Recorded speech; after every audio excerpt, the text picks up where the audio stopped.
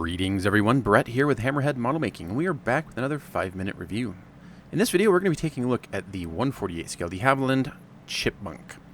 And this was a kit that was gifted to me by my friend Matt over at Matt's Modeling Den, so huge shout out to him. But this is a fun little trainer kit that I have had my eye on for a while and just never got around to actually purchasing.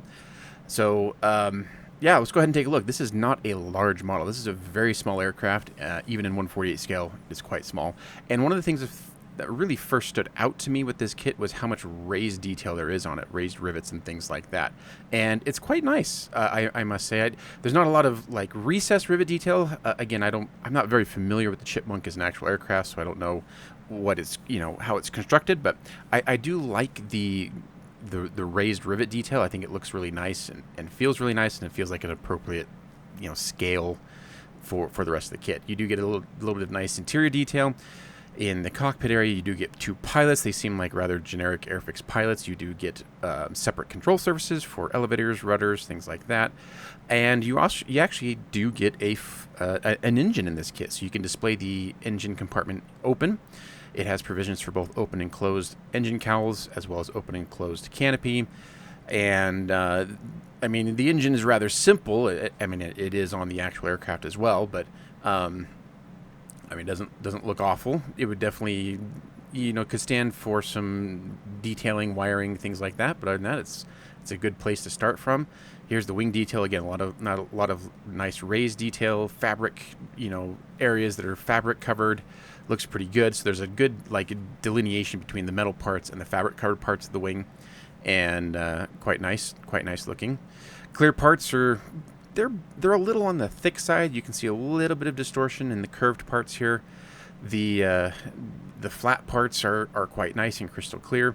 You do get two styles of the side canopies, one with extra framing and one without the framing, as well as landing lights and things like that. So there is a nice little jig that is included in the kit that allows you to assemble all the canopy parts together to get proper alignment and things like that. So yeah, looks quite nice. Looking at the instructions, you do get markings for 4 different types of aircraft from a wide date range that they use the Chipmunk as a trainer.